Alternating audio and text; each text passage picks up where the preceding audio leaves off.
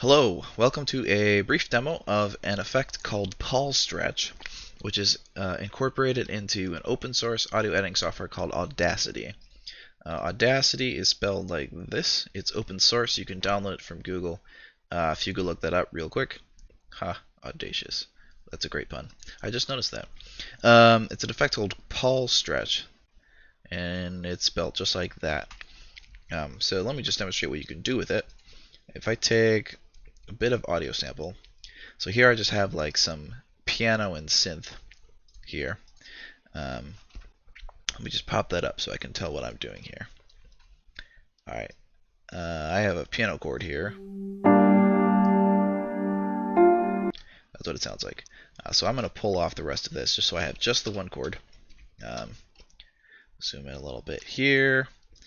I'm not going to want all of this. I just want to demonstrate what this can do. So here is just a chord. Okay, I'm going to bring that down a little bit so that it's not louder than my voice, which is what I determined the first time I recorded this tutorial. Take two.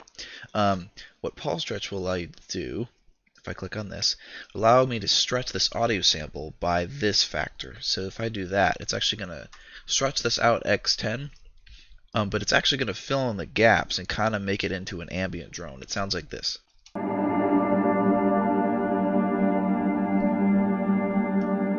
if I jump to here,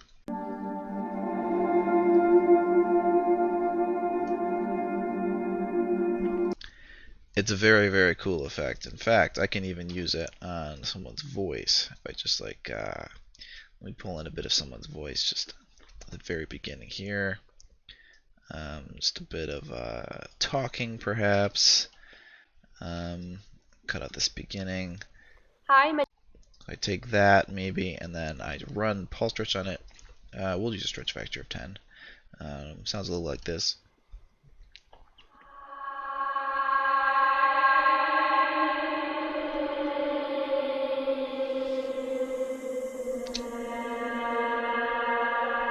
It's way too much fun to run audio clips through this effect. Anyways, you can maybe see the potential of what that could be used for. But you can use this effect to create a continuous drone sound using any audio sample. Now, for this example, I'm going to use a bit of piano. It's just a simple piano hit that I recorded. It's just a B flat octave with like an upright piano sample. And it sounds just like you just heard.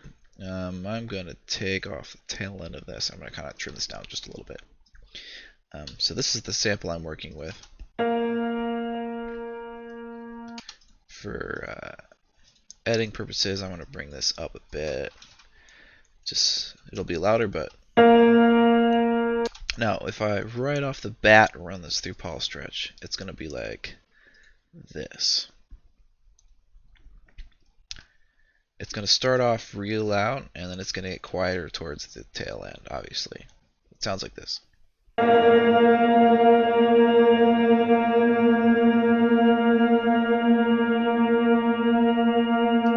You can see it'll continue on for a little while, but it clearly has a sharp attack and tails off towards the end.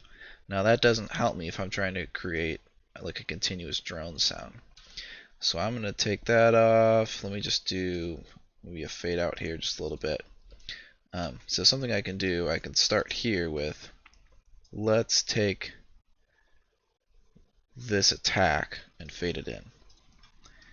Instantly I lose the attack.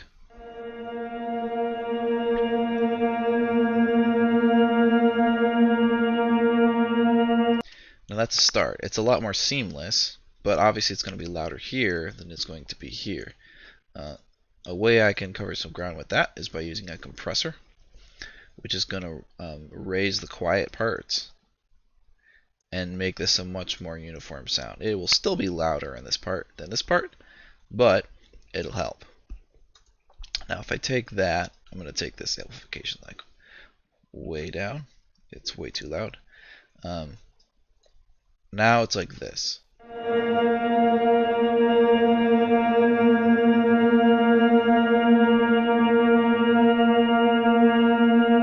And it continues on.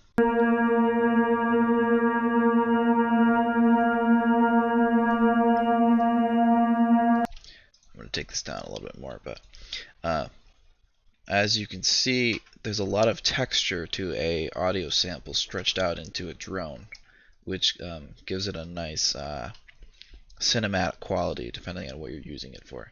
Now, a way to continue this so that you have the length you need to work with, like this is only, about 40 seconds worth. Something I can do to continue this is to just add another stereo track. In Audacity, you do it like that. I can grab this clip and I could place it, right here, so there's a bit of overlap. Now this won't be a very smooth transition if you listen.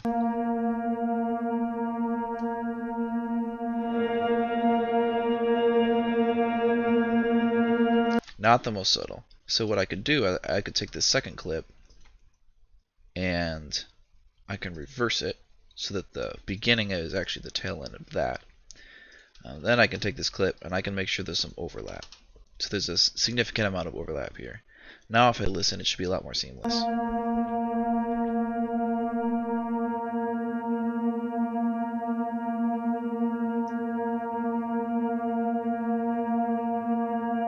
When you do it like that, you can hardly tell. Now I could use the same process to continue this overlap here.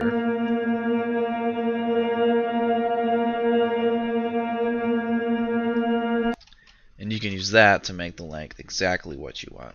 This is pretty cool. Now, the applications of this are endless. Something that I use this for, let me just see, I have maybe, let me just go to,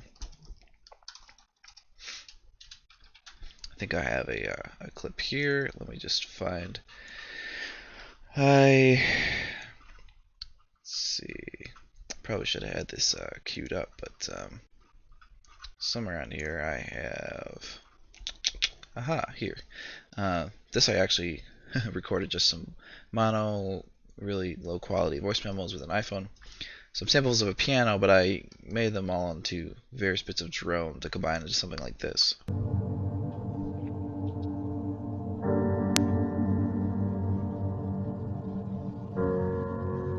Those low notes are actually piano notes, but pitched down an octave and turned into a drone.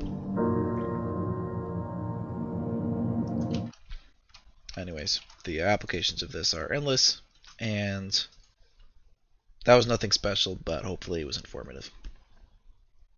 Have a great life.